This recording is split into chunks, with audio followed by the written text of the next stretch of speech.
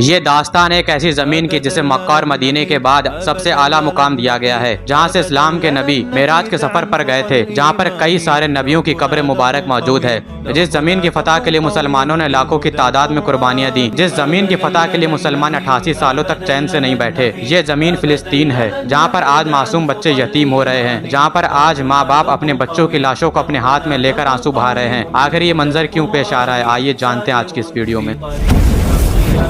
दोस्तों, आज जो इजराइल और फिलिस्तीन की लड़ाई चल रही है वो हम सामने से देख रहे हैं, लेकिन इसके पीछे की तारीख से हम रूबरू नहीं है। आइए जानते हैं इसकी तारीख को। दोस्तों, ये फिलिस्तीन 3 बड़े मजहब ईसाईयत, इस्लाम और यहूदियों के लिए बेहद मुकद्दस है। ईसाइयों के लिए वो जगह है जहाँ पर हजरत ईसा अलैहिस्सलाम की पैदाइश हुई थी। यहूदियों के लिए जगह इस वजह से जरूरी है क्योंकि इनका इस जगह से पुराना रिश्ता है, और मुसलमानों के लिए इस वजह से मुकद्दस है क्योंकि यहाँ से हमारे नबी मेराज के सफर पर गए थे, और इस जमीन पर कई सारे नबियों की कब्र मुबारक मौजूद है। दोस्तों, अभी कुछ वक्त पहले हमास ने इजराइल पर हमला किया था, और ये अब तक का सबसे बड़ा हमला है इजराइल पर।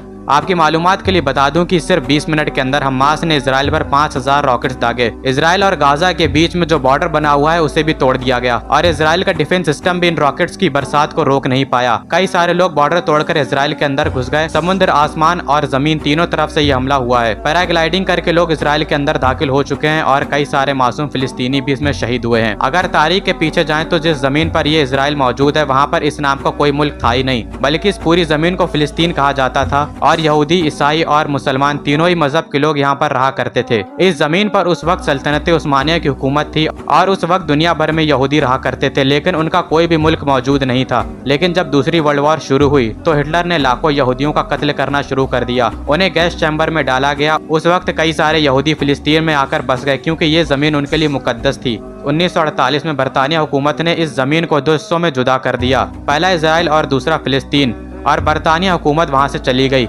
इसके बाद ये मुद्दा यूनाइटेड नेशन में पहुंचा, और वहां पर उन्होंने डिसाइड किया कि कितनी जमीन इजराइल को मिलनी चाहिए और कितनी फिलिस्तीन को मिलनी चाहिए, और नतीजा ये निकलता है कि इजराइल को इस जमीन का 55% हिस्सा दिया जाता है और फिलिस्तीन के मुसलमानों को 45% मिलता है, और यरूशलेम को कहा जाता है कि इंटरनेशनल कंट्रोल में रहेगा। और इस तरह पैदाइश होती है इस मुल्क इजराइल की। लेकिन अरबी मुल्क इसे इनकार कर देते हैं, और उन्होंने इजराइल के खिलाफ जंग का ऐलान कर दिया, और इस जंग को नाम दिया गया फर्स्ट अरब इजरायली वॉर, जो कि सन 1948 में लड़ी गई थी। और इस जंग को इजराइल जीत जाता है और कई सारे इलाकों पर अपना कब्जा कर लेता है, और इसके बाद कई लड़ाई लड़ी गई, लेकिन वो इतनी जरूरी नहीं है, और वीडियो भी काफी लंबी हो जाएगी। आप इस नक्शे को देखें और सोचें, जब इजराइल बना था तो कितनी सारी जमीन फिलिस्तीनियों के पास थी, और अब सिर्फ 12% बची हुई है। किसी वक्त में ये पूरा फिलिस्तीन था और अब सिर्फ 12% बचा हुआ है, और इसी की वजह से आज ये बेचारे फिलिस्तीन अपने हक के लिए लड़ रहे हैं। जरा आपको सोचकर देखें कि वही मंजर यहाँ पर पेश आ रहा है जो कभी हमारे साथ हुआ था जब अंग्रेजों ने हमारे ऊपर आकर हुकूमत की थी। सोचकर देखिए जरा कितनी मुश्किलात हुई थी, और इससे कई ज्यादा मुश्किलात इन बेचारे फिलिस्तीनियों को हो रही हैं।